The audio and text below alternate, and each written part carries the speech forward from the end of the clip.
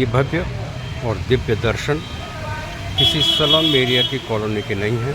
बता दें ये गाजियाबाद विकास प्राधिकरण की पोश कॉलोनी है, आवासीय कॉलोनी है। हाल देखिएगा, बरसात और राहगीरों का चलना मुश्किल, लबालब सड़क भरी हुई है। और यहाँ अगर कीमत की बात करें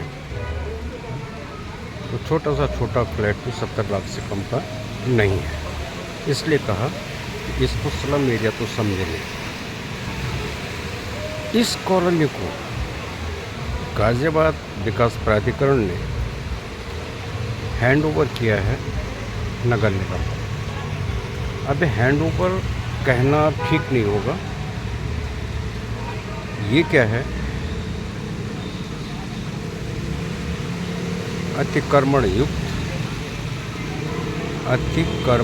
युक्त, समस्या युक्त और विकास मुक्त क्षेत्र की कहानी है, जिसे गाजियाबाद ने नगर निगम को भेंट कर दिया है। अब क्या करेगा नगर निगम जाने। और अगर पूरी कॉलोनी का आपको दिखाएं तो असंभव है, क्योंकि थोड़ी छोटी सी कश्ती तो मिलनी मुश्किल है।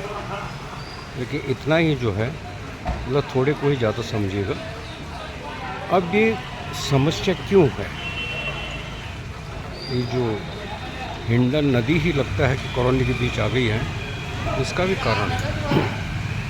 कारण क्या है? अब आप देख रहे हैं सामने एक रेड टी शर्ट में एक बालक खड़ा है, सामने दुकान है, रेड कारपेट जो बिछा हुआ है। इस रेड कारपेट के नीचे किसी ज़माने में गाजियाबाद विकास प्राधिकरण ने बरसाती नालियाँ बनाई थी। वहाँ से लेकर ये चल रहे हैं ना आप, ये भाई साहब एगोग के नीचे जहाँ स्कूटी खड़ी कर रहे हैं। अब कोई बता दे कहाँ हैं ये बरसाती नालियाँ? ये ऐसे चलेगा। ये देखिए, मंद गति से गाड़ियाँ चल रही हैं। तो बता दें आपको, यहाँ बरसाती नालियाँ हुआ करती थी। और ये भी बता दें, ये गाजियाबाद की आवासीय कॉलोनी है, जिसको गाजियाबाद विकास प्राधिकरण ने व्यावसायिक में बदल करके एक अच्छी खासी सुविधा शुल्क लेकर के जो भी है, और आज वो मत्थे मार दिया है नगर निगम के। और ये समस्या ख़त्म होने वाली कतई भी नहीं है। अब सवाल ये उठता है कि बड़ी सोशल मीडिया पे भी और जितने व्हाट्सएप ग्रुप हैं वहाँ पे पार्षदों पे उंगलियाँ उठाई जा रही हैं। पार्षदों के लिए न जाने क्या क्या लिखा जा रहा है यहाँ। सवाल ये उठता है, और पार्षद जनप्रतिनिधि होता है बेचारा, वो तो सवाल करेगा नहीं, है ना, सवाल नहीं पूछ सकता। अगर पार्षद ये सवाल पूछ ले, ये नीचे भी देख रहे हैं ना, ये रेड जो है, यहाँ भी दुकानें बनी हुई हैं, ठीक है। और ये पूरा क्षेत्र, पूरी कॉलोनी जो कभी आवासीय कॉलोनी बनाई थी गाजियाबाद विकास प्राधिकरण ने, आज पूरी तरह ये व्यावसायिक कॉलोनी बोलिए या व्यावसायिक नगर में तब्दील हो चुकी है। तो हम कह रहे थे कि भाई जनप्रतिनिधि क्या सवाल करे, क्यों करे? नहीं कर सकते। नहीं तो मैं होता तो जनप्रतिनिधि, मैं तो टंके की चोट पर बोलता कि ये जो बरसाती नालियाँ आपने गायब कर दी हैं, क्या इसको गायब करने के लिए पार्षद जी आए थे? या पार्षद जी ने आपको कहा था कि भाई अपनी दुकान को सुंदर और खूबसूरत बनाने के लिए आप जो है ये बरसाती नाली को पाट दीजिएगा? ये पूरी कॉलोनी जहाँ भी जाएंगे आप, कहीं भी आपको बरसाती नाली नहीं मिलेगी, कहीं भी नहीं।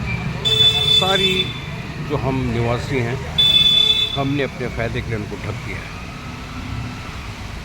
अब भाई कॉमर्शियल बनी है तो बनी है, अब कौन दोषी है ये जानना और इसकी छानबीन करना तो अब नगर निगम जाने। गाजियाबाद विकास प्राधिकरण ने तो अपनी जिम्मेवारी डाल दी है नगर निगम के सिर, अब नगर निगम भुगते।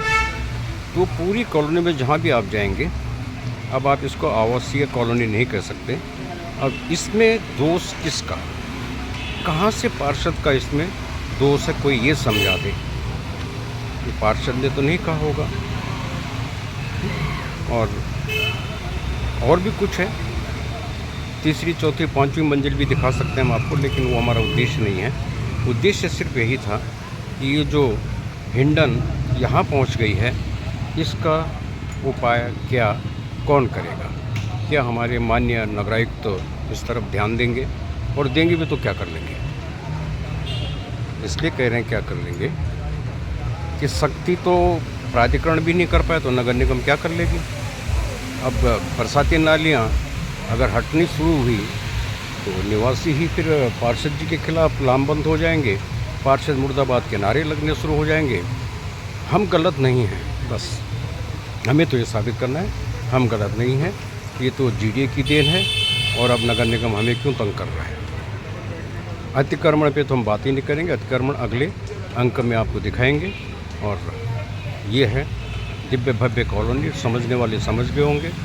ठीक है, तो आज इतना ही, अगली बरसात में फिर